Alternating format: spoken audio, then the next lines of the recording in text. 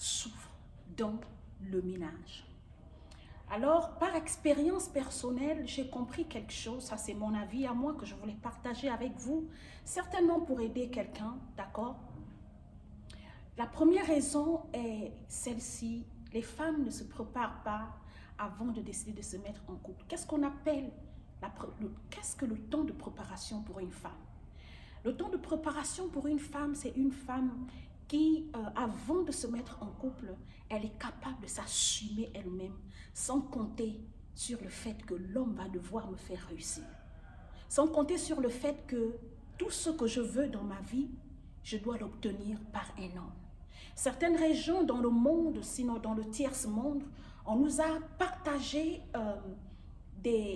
comment on appelle ça, des fausses croyances qui disent, qui vont dans le sens où c'est l'homme qui fait réussir la femme aujourd'hui. Oui, il y a des hommes qui font réussir des femmes comme il y a des femmes qui font réussir des hommes. En fait, il y a toujours quelqu'un qui a une opportunité pour nous, qui a une chance pour nous par rapport à sa présence dans notre vie, par rapport à sa venue, son entrée dans nos vies, d'accord? Mais ça dépend de chacun de nous. Chacun a sa chance, vous comprenez? Ce n'est pas toutes les femmes qui réussissent par un homme et ce n'est pas toutes les femmes qui sont destinées à réussir par un homme.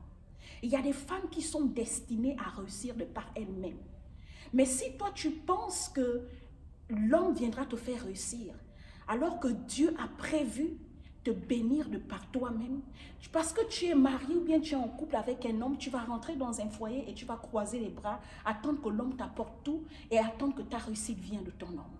Pourquoi aujourd'hui les femmes sont frustrées dans les couples? Tout simplement parce qu'elles ont eu une appréhension de la vie à deux, que lorsque vous rentrez désormais dans cette vie à deux, vous réalisez que c'est toute une catastrophe. Pardon, combien de femmes aujourd'hui sont déçues à cause du choix qu'elles ont fait? Je pense que sur une échelle de 5, il y a peut-être 2 femmes dans le foyer qui sont heureuses de nos jours. Mais les 3 autres %, ce sont des femmes qui subissent la vie à deux, mais qui ne vivent pas la vie à deux. Qui subissent le mariage, mais qui ne vivent pas le mariage. C'est quoi subir la vie à deux? C'est quoi subir le mariage? Subir le mariage, c'est être obligé de rester par reconnaissance, par obligation, par une raison. Or, on doit vivre dans le couple parce qu'on est épanoui, parce qu'on veut être, parce qu'on désire d'être là, parce qu'on est d'accord qu'on a fait le bon choix. Combien de femmes pleurent dans les couples? Combien de femmes pleurent plus dans le couple que quand elles étaient célibataires?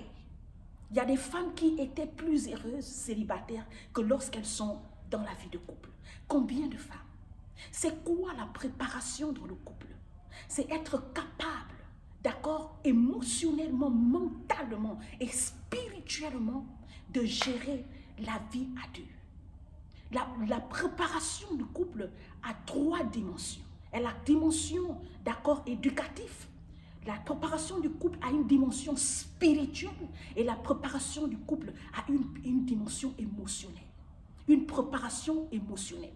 Si émotionnellement vous n'êtes pas préparés, mesdames, mes sœurs, vous allez finir par perdre votre vie dans le couple. Combien de femmes, dans nos familles, dans nos environnements, dans nos relations,